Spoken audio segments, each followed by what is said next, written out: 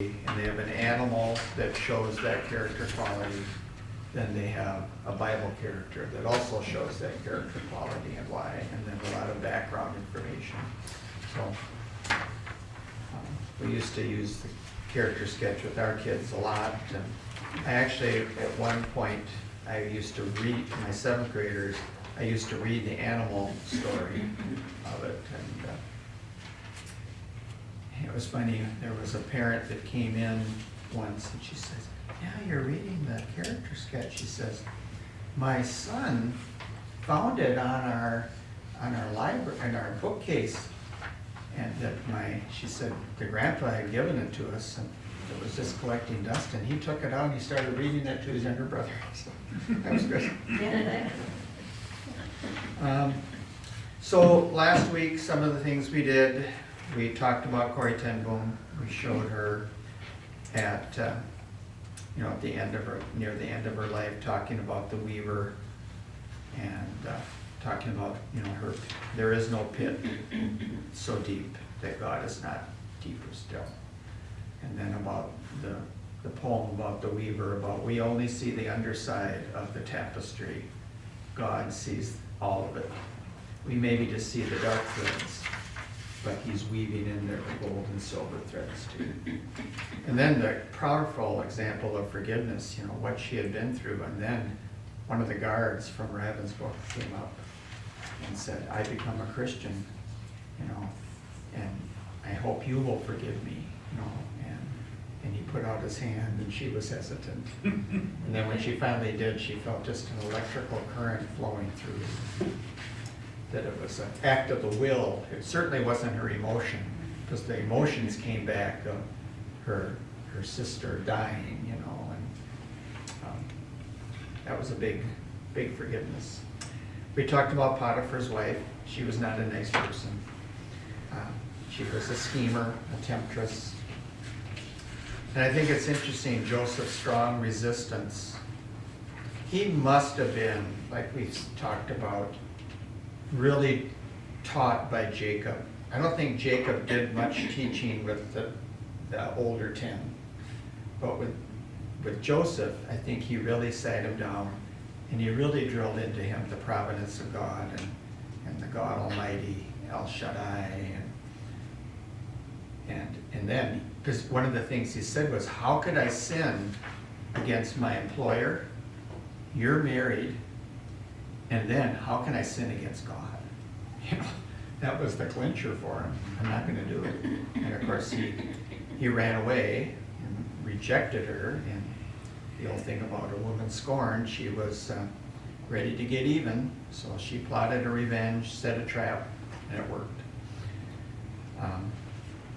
And you think, how in the world did Joseph feel? He says, here I'm doing everything right. And I'm not even supposed to be here.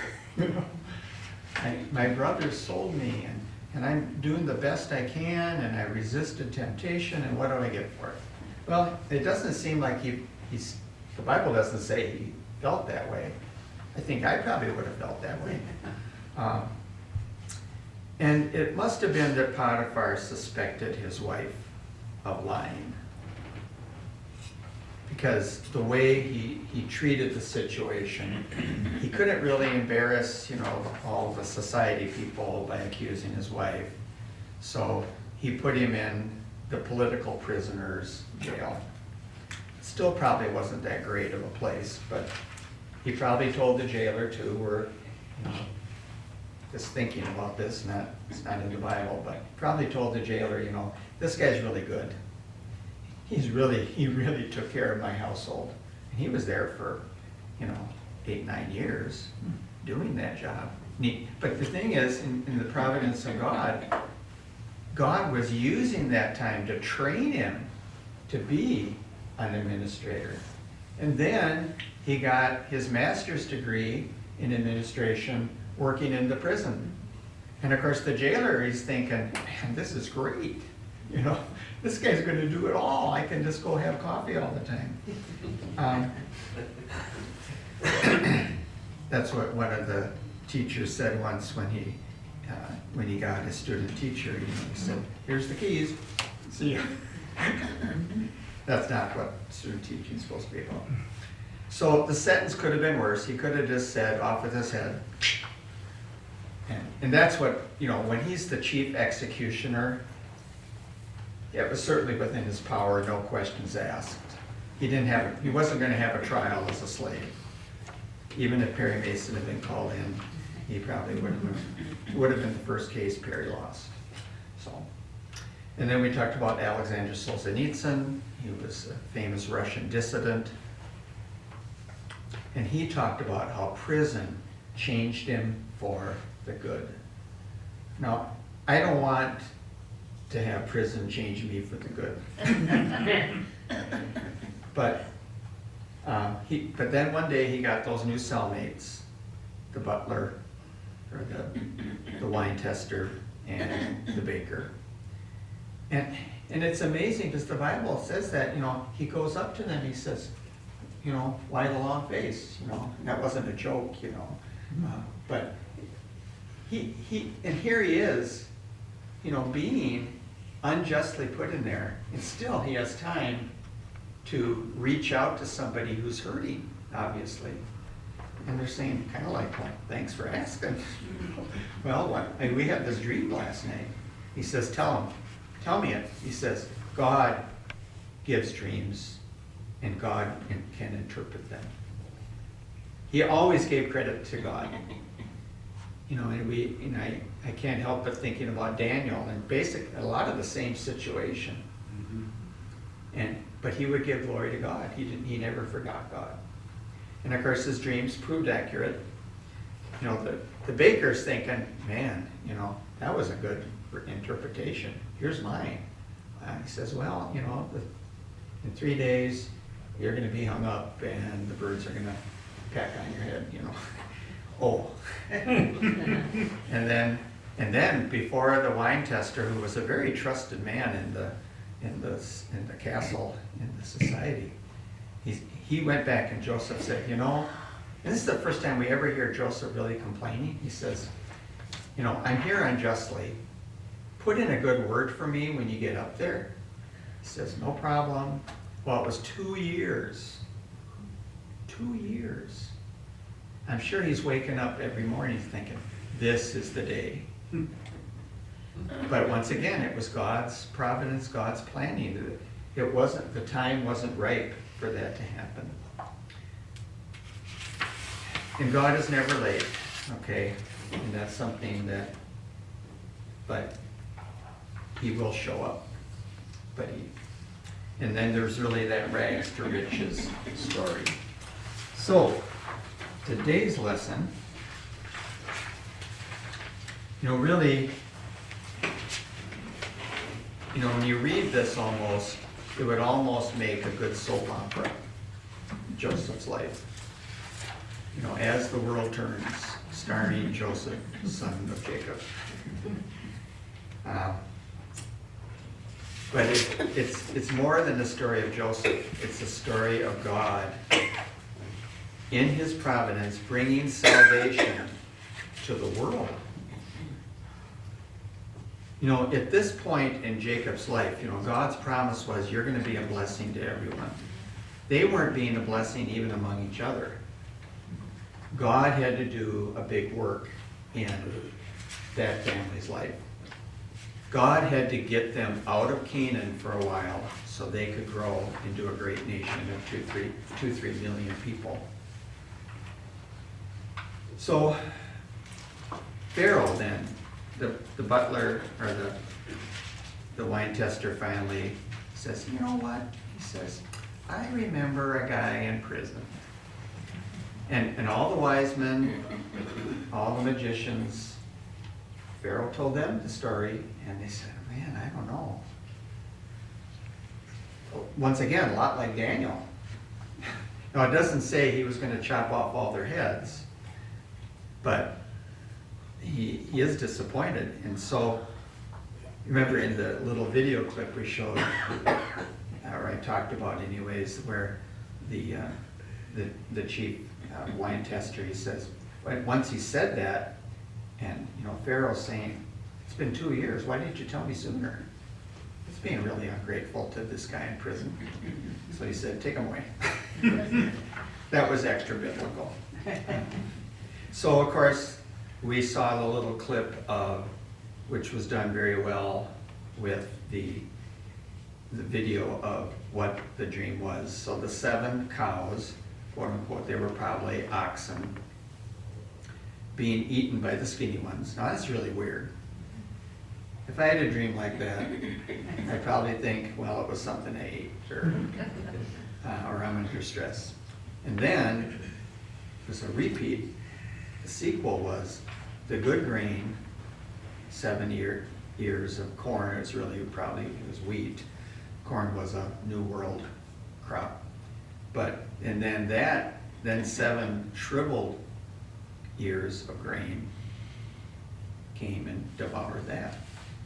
And that's not something you could look up and Google and say, what's the interpretation of that? That had to come from God. So,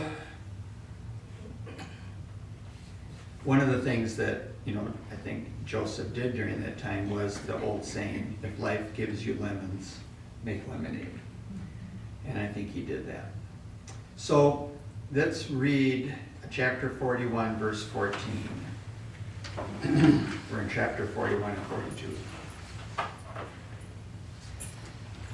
So Pharaoh sent for Joseph, and he was quickly brought from the dungeon. When he had shaved and changed his clothes, he came before Pharaoh. Okay. Now, he probably wouldn't. Now, I'm going to show a quick little clip from Joseph in the Amazing Technicolor Dreamcoat, where they don't have him that way. But they would have, the Egyptians were real neatniks. They were, and so you had to be, and of course, just be in front of the king. I mean, that was a big job interview.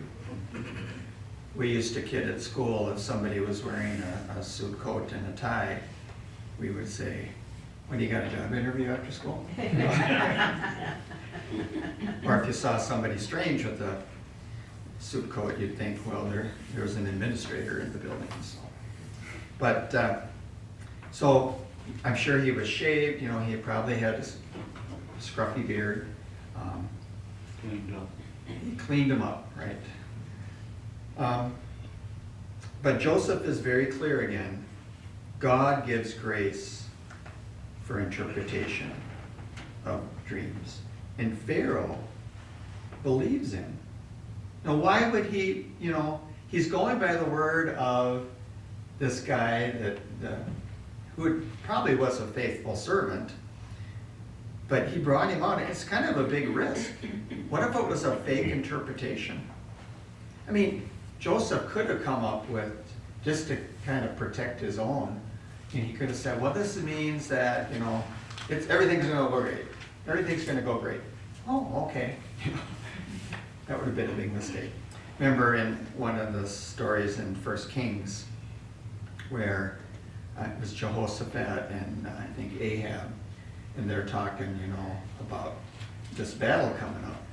And so false prophets all come and say, yeah, go ahead, you're going to win, yeah, thumbs up, And Jehoshaphat says, isn't there a prophet of Jehovah around here? And Ahab said, yeah, but he never says anything good about me. And he said, well, call him in. And at first, that guy, which I thought was interesting, he said, because they warned him, he said, you better go along with these other guys. And he said, yeah, everything's good.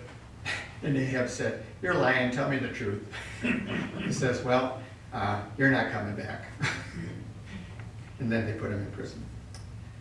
That's what you get for telling the truth sometimes, I guess. Well, God's providence also shows by making him the prime minister. Remember, Potiphar and the jailer were both very happy turning things over to him. So Potiphar maybe came in and said, yeah, this guy's good. Maybe the jailer sent word, and texted and said, yeah, this guy was really top notch. So he had some references, I guess. Well, I'm gonna show a quick little clip. This, and it's a funny clip, and it's in Jesus in the Amazing, or Joseph in the Amazing Technicolor Dreamcoat. This is, they make Pharaoh act like Elvis here. So hopefully it's all set up still here. We won't watch all of it, we'll just get the idea here.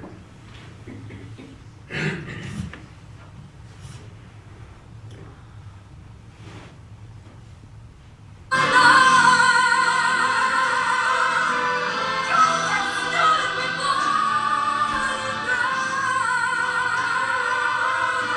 service to Pharaoh has begun.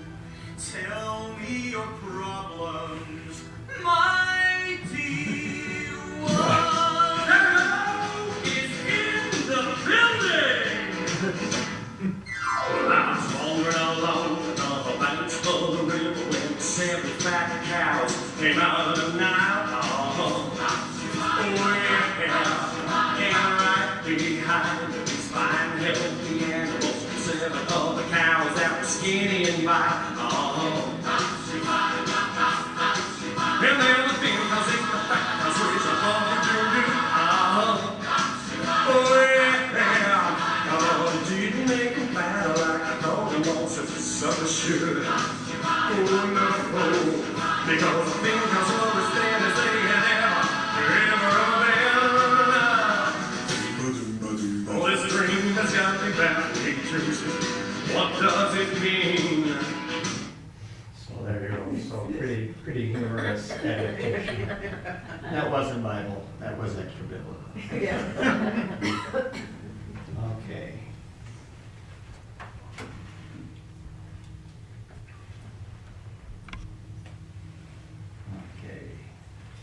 Okay. We'll get back to something else later on here. Okay. Somebody was pretty creative to put that together. Well, let's read chapter 41, 38 through 42.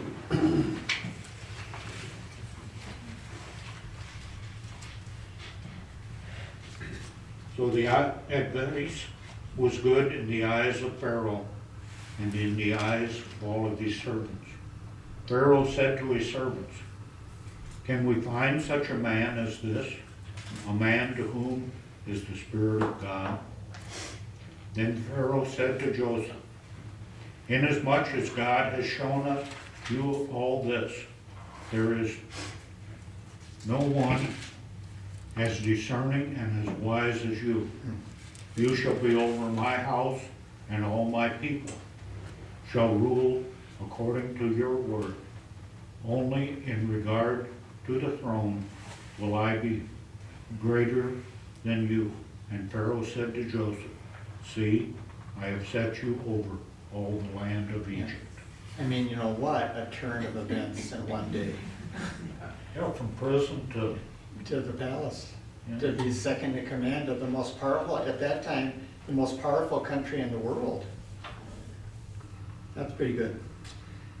And so, you know, he must have been quite the guy.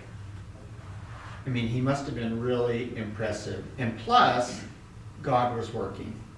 God was giving him favor with Pharaoh, no doubt about it. Pharaoh must have believed what he said.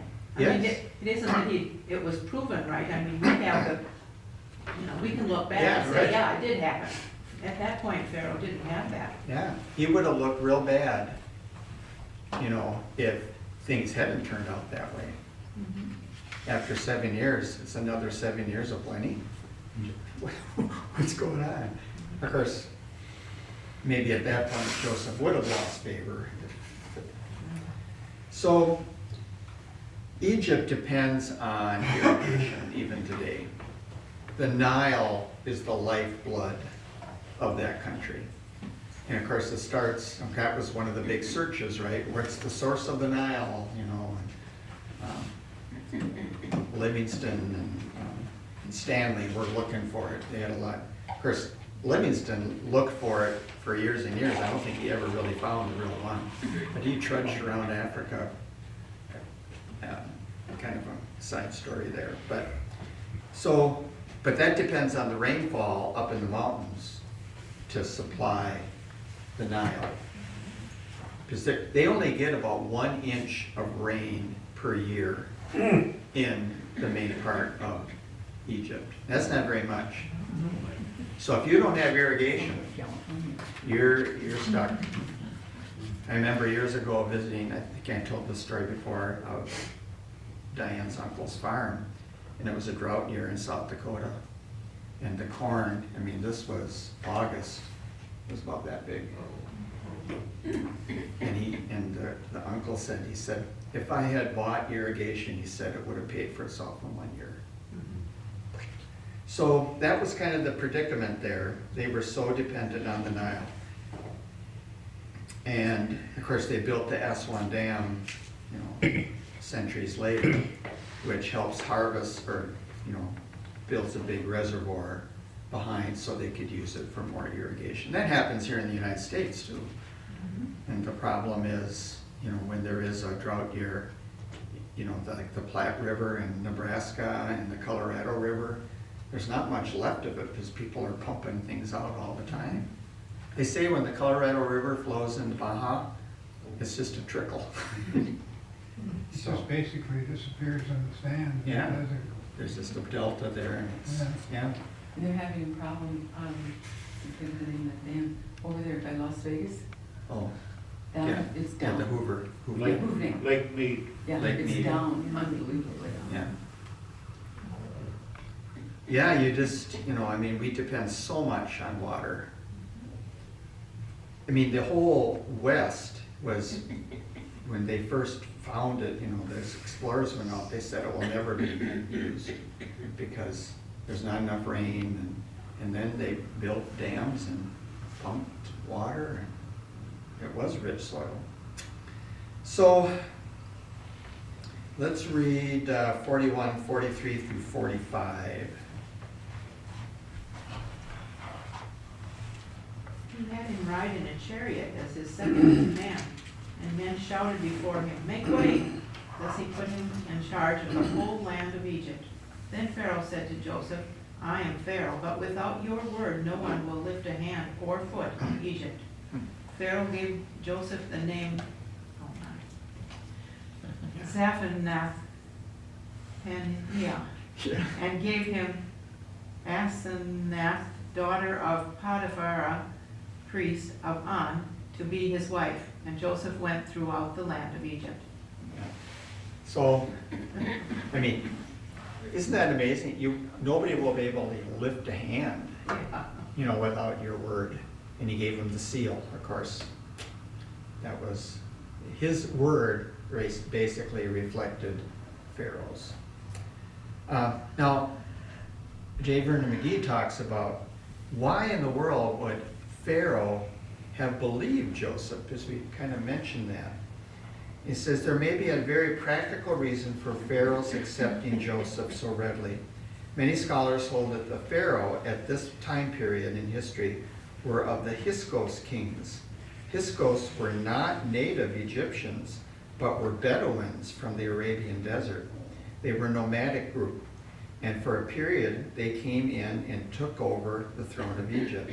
If this is true, and I think it is, Pharaoh was actually closer in nationality to Joseph than to the Egyptians, and this gave him confidence in Joseph. Actually, these Hyksos kings found it a little difficult to find someone in Egypt who would be loyal and faithful to them. Faithfulness was certainly a characteristic of Joseph. His confidence that God was moving in his life produced in him a faithfulness, so whomever he was attached to, he was faithful in his task and knew that God was in it. A racial bond with Pharaoh may well have been the reason Joseph found such a ready reception with him at this time, and he certainly proved to be faithful.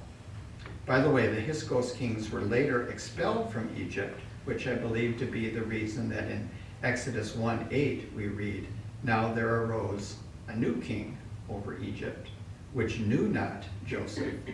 The Pharaoh of the oppression certainly had no fellow feeling with the Hebrews. So interesting historical sidelight there. And I don't know if that's proven, but it's certainly a good theory on that. Now, so he marries this Asenath, the daughter of the priest of On. I looked up, I couldn't find what On, just, they had a myriad of gods, there was Ra, the sun god, and of course the sun god was, without the sun, we're not gonna be around here, so they thought, well, let's worship her. But her name means dedicated to Neith, the Egyptian Minerva. Did Joseph convert her? I bet that he did, but we do not have that story. Rabbi tradition says so this is extra biblical commentary on the Torah. They say that that she was converted by Joseph, which makes sense. It would have been a kind of hard marriage otherwise, I would think. What you're doing today, I'm going out to do the sacrifices to On. That would have been a real repellent to Joseph. Now this is the one that I thought was kind of weird. Others say she was actually the daughter of Dinah and raised in Egypt. Now that one I find hard to believe, but apparently that's one of the theories. Now, with her, he has two sons, Manasseh and Ephraim, in the 7 years of plenty. So during that great time when, the stock market's up, you're not looking to the crash of 2008, there's not a housing shortage, not a food shortage, everybody's happy. Pharaoh's happy. Pharaoh's wife is happy. Okay. Now, Manasseh, the firstborn, means God made me forget. Forget what? All of his past. All of the bitterness that he had towards his brothers, if he did. And apparently it's a word that can be translated amnesia.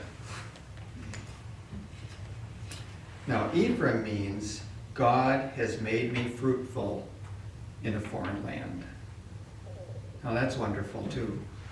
And of course, in the Old Testament, all of these names, they had a meaning. They were significant to that person.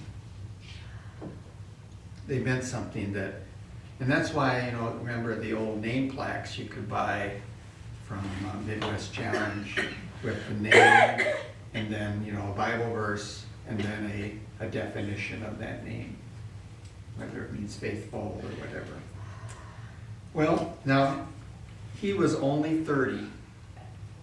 So he had spent in the land 13 years. Maybe 10 of those years were in Potiphar's house. So he had been there quite a while, He had some seniority. And then the character sketch says, that he had that gift of administration. When they give examples of all the people of the spiritual gifts, Joseph is certainly listed as the gift of administrator. Now, during those 7 years, he has a wondrous plan given to him by God. It's no doubt that, to come up with a plan, okay, what are we going to do for these 7 years? Grain doesn't keep that long normally. A lot of foods don't. That's the problem with, Mike's Foods. My kids used to call it Mike's Used Foods. But it's because sometimes you have to check in the expiration date. It's very close or it's expired. Doesn't mean that it's bad for you. It just maybe lost some of the nutrition. But the Bible says, in these 7 years, in all of Egypt, there was plenty of food. Things were going great. So what did he do? Well, I looked that up. I said, so how did he store the grain? And what they think was great silos were made to preserve grain for a very long time. The reference would suggest that 7 years of the Nile overflooding was soon followed by 7 years of not overflooding. The grains were dried and placed in huge airtight silos. Air would give room for pests, mold, and other destroyers, but an airtight one would not only prevent entry, but also kill if any entered. I guess they had very meticulous methods to ensure no pest entered. I would assume that Joseph probably spent 7 years supervising a grain drying operation along with other food preservation methods such as fish and poultry behind the scenes. Drying the grains together with airtight silos would have been the answer to how Joseph stored so much food in 7 years to prepare for the 7 years of famine. It says, though judging the fact that the account took place in Genesis, it's probable that Joseph introduced the method of food drying, and he probably had a talk with the incumbent Pharaoh during his time about sun drying and making airtight silos or not. Regardless, one can take a look at the marvelous account of the history of sciences to prove that the Bible is in fact the Word of God. So there was a method. I think at that time too, they had cats there, which would help control the rodent population. I think Dr. Ben Carson, he had a theory I just glanced at. He thinks that some of the pyramids were made for storing grain. Could be. Could be, yeah. I don't think we have, the silos maybe wouldn't be as permanent as the pyramids would be. But that's an interesting idea that Joseph did. And of course, even today, I mean, if you have corn, right, they have the corn dryers to dry it out so they can store the corn for feed later. I have a lot of survival books, Yeah. and some of them talk about storing food and drying it. Well, like the Indians made pemmican, Right? and they could, months and months, they could use it years later. Mhm. And we could do that too if we wanted to. Right. Yeah. If First Yeah. comes to shove, you'll have to come over to my house and read my books. Okay. And of course, if you're storing wet food, it's going to mold, isn't it? And we've all had the experience too, where you've had potatoes in the pantry and there's something smelling around. So make them into potato chips, I guess. Another food storage idea is Hostess Twinkies. Because they'll stay for a long, long time. So Joseph didn't have it. I hear if you eat enough Twinkies, you won't have to be embalmed when they die. Right. When I was in the, Or McDonald's French fries, right, that too. Yep. when I was in the rehab, unfortunately, I had brought a bottle of allergy pills, and I didn't look, but they were outdated, so they wouldn't let me have them. But luckily, Tasha was there and she took them home, because my neighbor always gives me her outdated allergy pills that I like. It worked just fine. Okay. I've been using them for years. Well, so the first 2 years in the famine, it's getting bleak for the whole known world, it says, including Canaan. And it's all part of God fulfilling his dream given to Joseph. Joseph is now 39 years old. Okay, 7 years of plenty, 2 years of famine. He's a 39-year-old guy. We don't know if he's dreading turning 40 or not. And now Jacob is in Canaan. Jacob is 130 years old. And he's still sharp as a tack. And he's still got a good memory. He certainly remembers Joseph. And so he's got his ear to the phone kind of, and And I'm sure the caravans that come through, they say, hey, you know what, down in Egypt, they got food. And so he now, of course, Joseph is now acting like, dressing like, speaking like an Egyptian, but keeping his faith in God through that, even though he's the middleman. So chapter 42. So Jacob hears there's food there, and he sends his boys to get the food. Remember, he was a prosperous man, but no rain affected him as well. They didn't have irrigation or anything like that up in Canaan that I know of. And he did have silver and gold. He had built up a little reservoir. He had stuck it under his mattress or whatever. And so he had something to barter with. And in times like that, you had to barter. And even now, later on in the famine, the people of Egypt are bartering. You know, anything, you know. He says, well, you'll be indebted to Pharaoh for the rest of your life. So this was certainly a warning to the neighborhood, because they were worshiping Baal. Baal was the god of the harvest and of fertility, and that was certainly like, Baal, where are you? You know. So he sends them down, and let's read chapter 42, 5 through 9.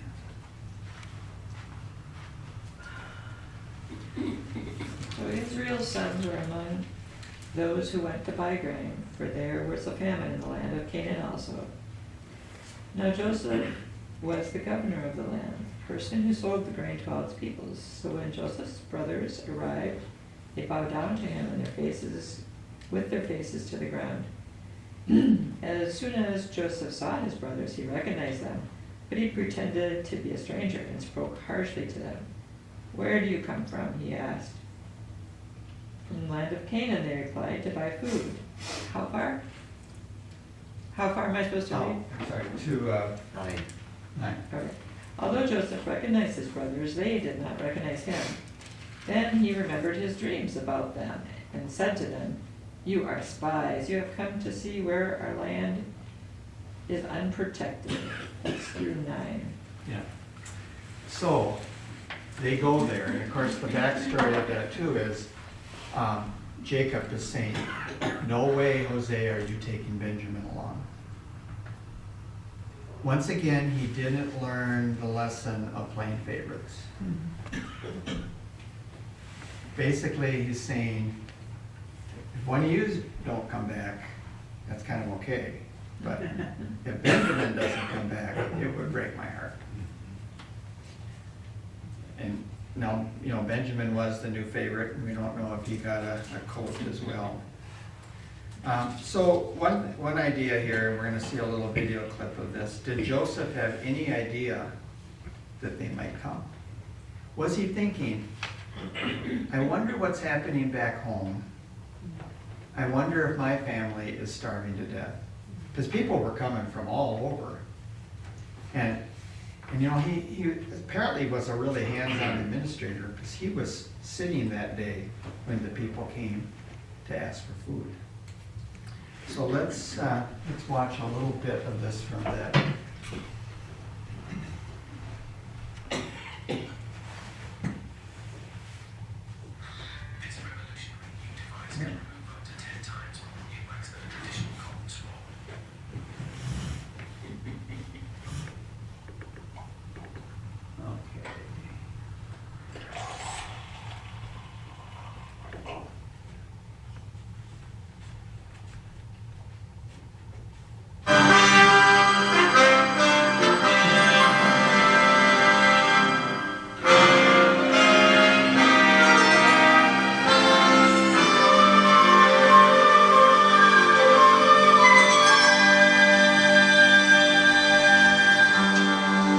Joseph went out from the presence of Pharaoh and went throughout all the land of Egypt.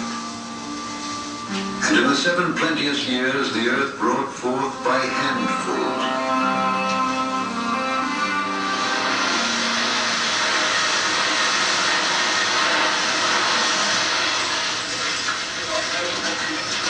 And he gathered up all the food of the 7 years and laid up the food in the cities.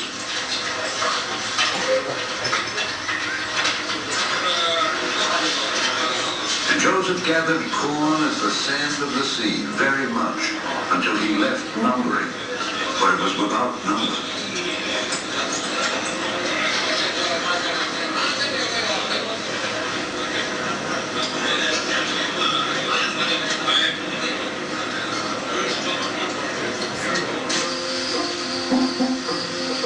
And unto Joseph were born 2 sons before the years of famine came.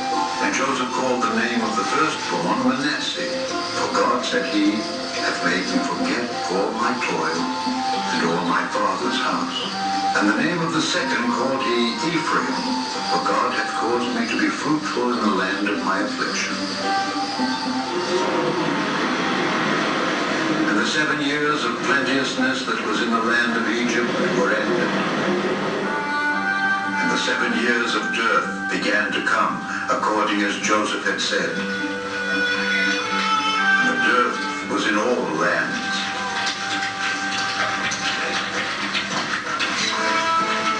But in all the land of Egypt there was bread.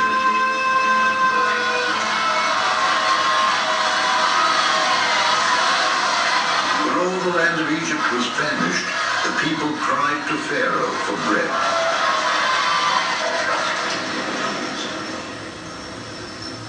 And Pharaoh said unto all the Egyptians, Go unto Joseph.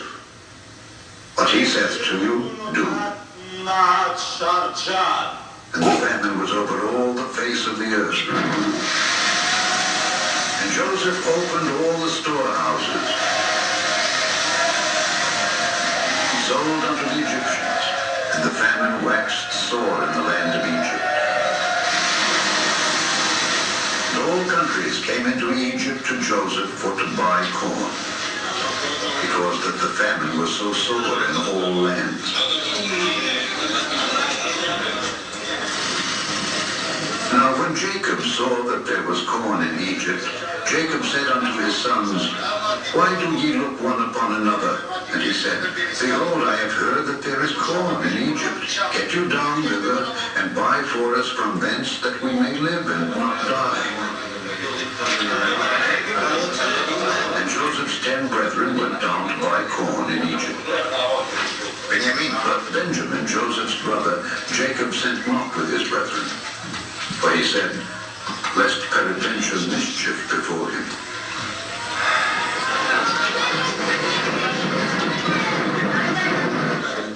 And the sons of Israel came to buy corn among those that came.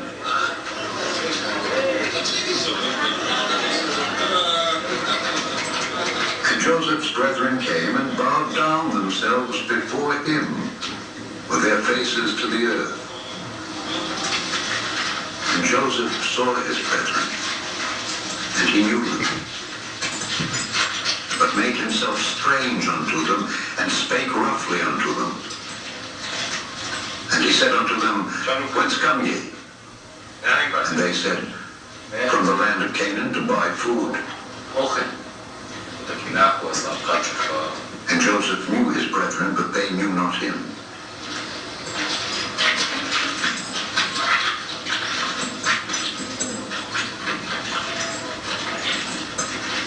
And Joseph remembered the dreams which he dreamed of them, and said unto them, Ye are spies, to see the nakedness of the land ye are come. And they said unto him, Nay, my lord, but to buy food are thy servants come. And they said, Thy servants are... And we'll stop it there for at least right now. So, pretty good portrayal, I think. And you can understand why the brothers didn't recognize him. They said, that was 13 years ago. He looks like Elvis. Yeah. And then the last time we saw him, he didn't have eyeshadow on. Yeah. And the hair, and I mean, and it was complete, and of course, when you see somebody out of context, sometimes you don't recognize them. And I mean, what did they expect? He was long gone. He wasn't gonna survive slavery.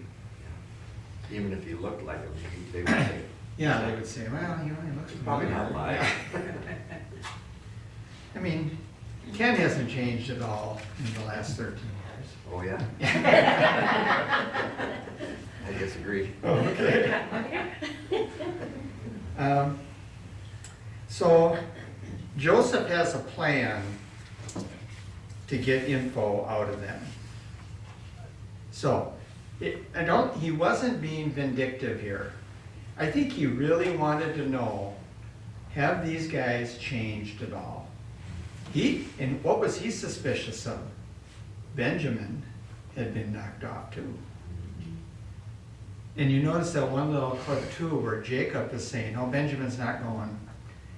He says, unless some mischief befall you.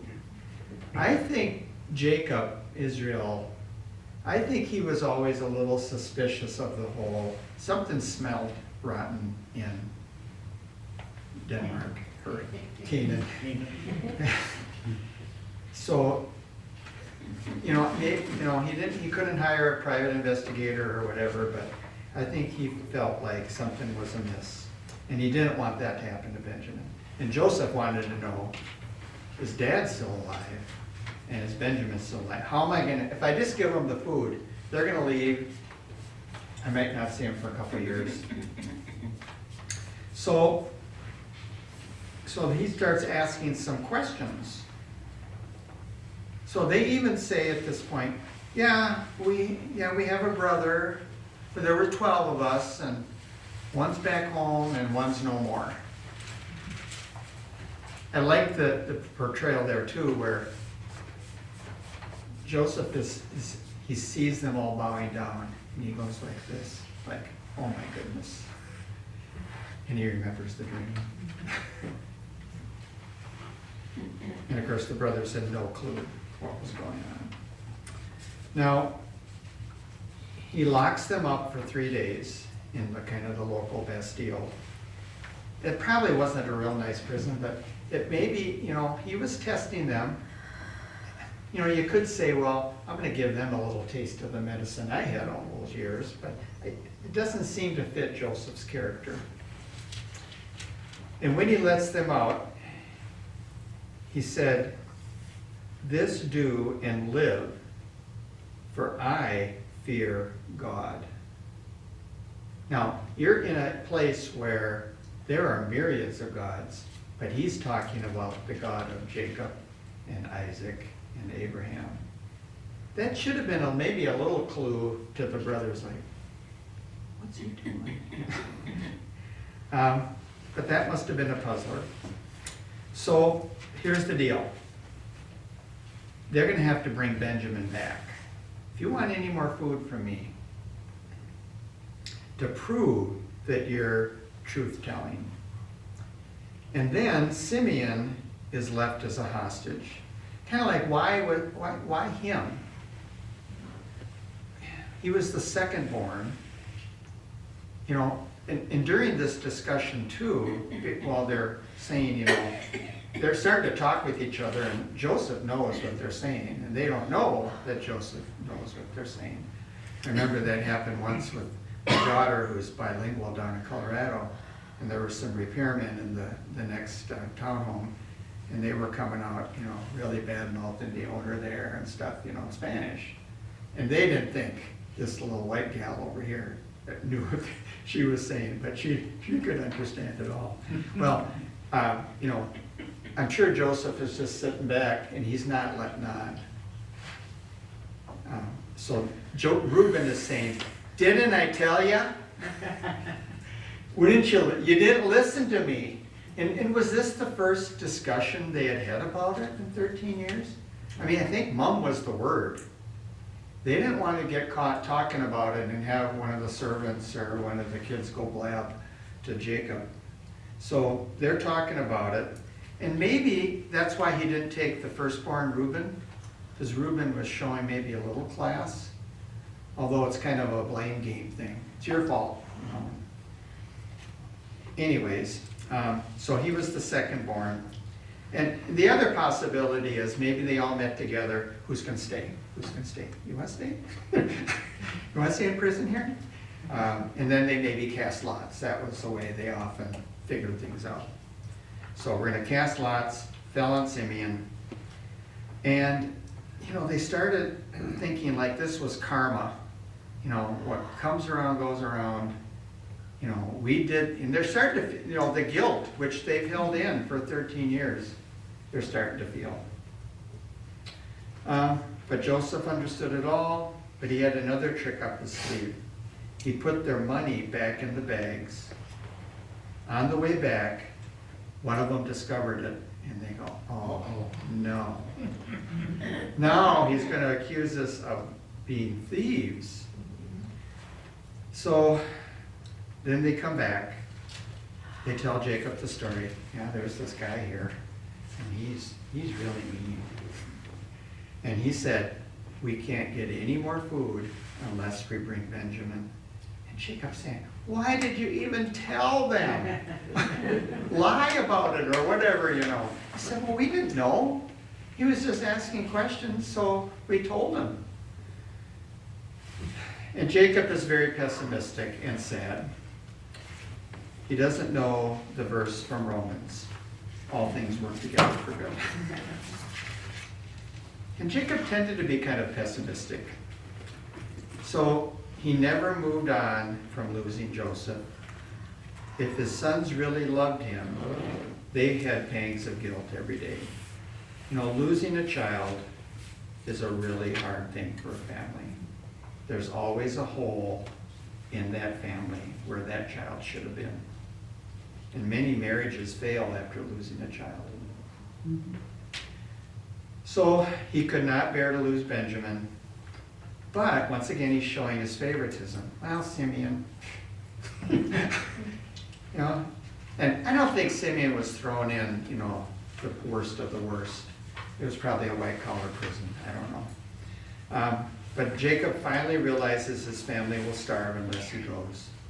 So Reuben blurts out a foolish and perhaps sincere proposal. He says, hey, if Benjamin doesn't come back, you can kill my 2 sons.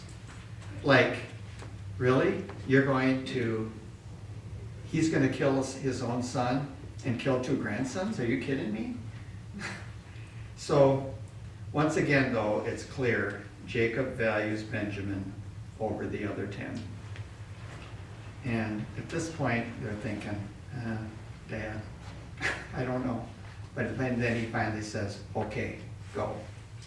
And that's what we'll pick it up next time. So, any quick comments or anything that hit you wanted to Maybe share? Reuben was trying to get in favor with his dad after what he did. Yeah. His dad's compromising. You know, maybe I can just make up for that. Right. Guilt. Right. And we're going to see later too now, Judah kind of turns the page in his life as well. And Judah, you know, he says, you know, we're going to find out, it says, I'll bear the blame forever. He didn't say kill me. And then he's the one that offers, you know, when Benjamin is going to be kept. He says, take me instead. You know, a real sacrificial type of thing. Kind of, you know, foreshadows Christ in some, let the blame fall on me. So, well, thank you for coming, and one more session on Joseph, and then we'll pick up when the new Pharaoh comes into power. So 1 more week? 1 more week. Next week will be our last one on Joseph. We'll finish her up. How long are you gonna go on? May, June, or what? No, we're gonna finish. We'll be done for the summer now. Next week. Okay. And then we'll pick up in the fall. Okay. We'll pick up this, probably the start of Exodus or thereabouts. Okay. Who's gonna pick it up then? interim? Nobody. Nobody. We have summer vacation. We have summer vacation. You're talking to the guy who taught in public school. We always have summer vacation. You have to do your own Bible study.